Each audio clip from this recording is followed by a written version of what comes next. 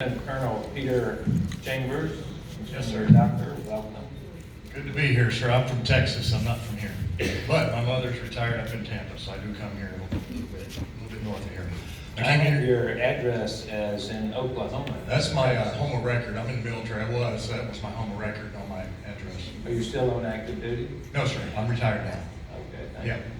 Yeah, otherwise I'd have to give you a different disclaimer. All right, start his clock again. I'll give you more time. All right. So from 1983 to 2022, I wore a uniform in the United States military. 39 years, sir. Had a break in service, did college and then medical school. Went back after 9/11, and I didn't know we were going to be down range for another 20 years.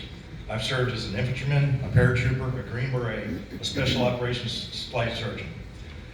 I was also a special staff to United States Army Special Operations Command, Governor Abbott during the COVID operation in Texas. I was on his special staff, and a liaison to the Speaker of the House, Paul Ryan, United States. Also, I was an advocate for soldiers. That was my most important job. I was an advocate, I was a physician. And that's what I do now. I go around and I speak. But I'm also here in support of Dr. Littell, a friend and also a fellow veteran. To most in this operation, and we are at war, ladies and gentlemen. We're at war. This is a war for our minds, and we don't know it. And I see division. And as an American and a person that has been downrange and been in several combat theaters, I see what people do to each other, and they divide us, and they shouldn't divide us. We should unite ourselves, because this is a Hegelian dialectic. This is a dialectic in order to produce a synthesis that divides us. People make mistakes. I've done it. I've been on my knees on the ground in puddles of blood working on a soldier and may have done the wrong thing because I was scared and under duress. I may have.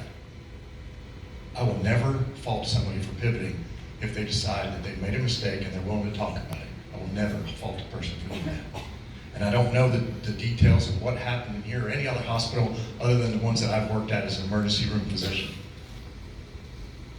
Collectively, what has happened to the practice of medicine? My dad was a small town doctor, and he went around trading preserves for medicine at points.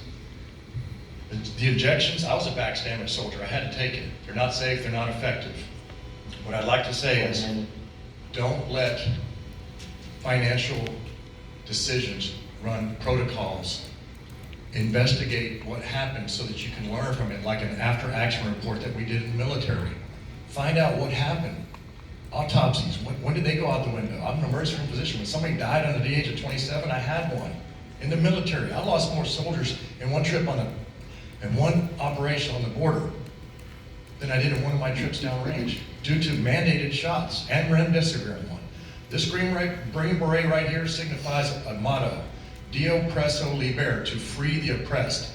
Let's free our minds of the divisiveness that's happened, and let's get together and be Americans, because united we stand and divided we fall. Thank you, sir.